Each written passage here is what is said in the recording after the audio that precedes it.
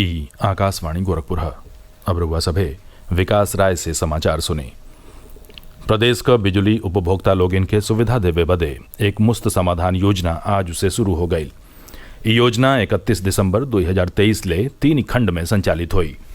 योजना का पहला फेरा आज से 30 नवंबर ले, दूसरा फेरा 1 दिसंबर से 15 दिसंबर और तीसरा फेरा 16 दिसंबर से 31 दिसंबर ले चली।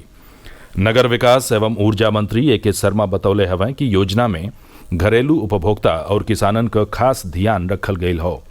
एमन सज्जो विद्युत भार का घरेलू, वाणिज्यिक, निजी संस्थान, निजी नलकूप और औद्योगिक उपभोक्ता लोगिन के सरचार्ज राशि पर अधिकतम 100% का छूट दिहल गयल हो।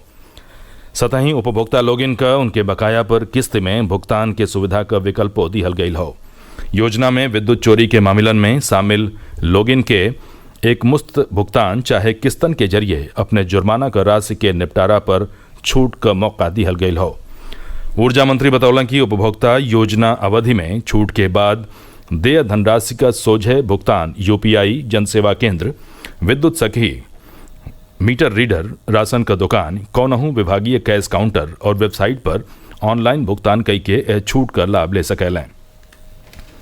दीपोत्सव से पहले मुख्यमंत्री योगी आदित्यनाथ की अध्यक्षता में कैबिनेट का बैठकी रामनगरी अयोध्या में बिहने हुई।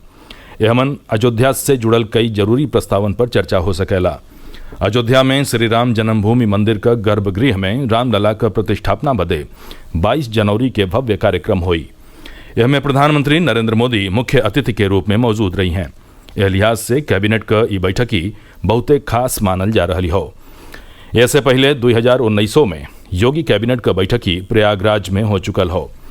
यह बिच्चे आज भिन्नहिए से अयोध्या का घाटन पर दिया सजावे का सिलसिला शुरू हो गई। दीपोत्सव आज से शुरू हो रहा हो। मुख्यमंत्री के मनसा के हिसाब से एह बेर अयोध्या में 21 लाख दिया बारी के नया वैश्विक रिकॉर्ड बनावे का तैयारी हो। प्रदेश का मुख्य सचिव दुर्गाशंकर मिश्र वायु प्रदूषण पर प्रभावी नियंत्रण बदे सज्जो मंडलायुक्तन और जिलाधिकारियों के साथ काल वीडियो कॉन्फ्रेंसिंग के जरिए बैठकी कैलें। वहाँ के प्रदेश के सज्जो जिलन में पराली जरावे का घटना पर सख्ती से रोक लगावे के कहलें। वहाँ के निर्देश दिहलें कि पराली चाहे कूड़ा जरावे वाले लोगिन पर जुर्माना लगावल जाओ। जौने जगहिन पर पराली जरावे का घटना हो रही हो ओइजा का अधिकारी और कर्मचारियों लोगिन पर कार्रवाई कैल जाओ। वहाँ के संबंधित जिलन में graded response action plan stage 4 के कड़ाई से लागू करावे का निर्देश दिहलें। वह प्रदेश सरकार का पर्यावरण, वन और जलवायु परिवर्तन मंत्री डॉक्टर अरुण सक्सेना प्रदूषण पर नियंत्रण बदे नोएडा में अधिकारी लोगिन के साथ काल समीक्षा बैठकी कैलें। वहाँ के कहलें कि किसानन के ज़्यादा से ज़्यादा जागरूक कैल जाओ। केंद्रीय गृह और सहकारिता मंत्री अमित शाह देश में जैविक खेती के बढ़ावा दिहले के जरूरत पर जोर दिहले हवें। श्री शाह आज कहलें कि प्रधानमंत्री नरेंद्र मोदी आज़ादी का अमृत महोत्सव काल में भारत के आत्मनिर्भर बनावे का विजन के पूरा करे बदे कई गो लक्ष्य तय कैले हवें। जैविक खेतियों अहमन से एक हो। श्री शाह देश में जैविक खेती का क्षेत्र में 50% का लक्ष्य के हासिल करे बदे बहुआयामी दृष्टिकोण अपनावे का जरूरत बतौलें। वहाँ के कीटनाशकन के ढेर प्रयोग के प्रभावन का उल्लेख कैली और एक प्रयोग में कमी लावे के कहली। जौनपुर जिला में 3 दिन ले चले वाला बदलापुर महोत्सव का काल शुभारंभ भइल।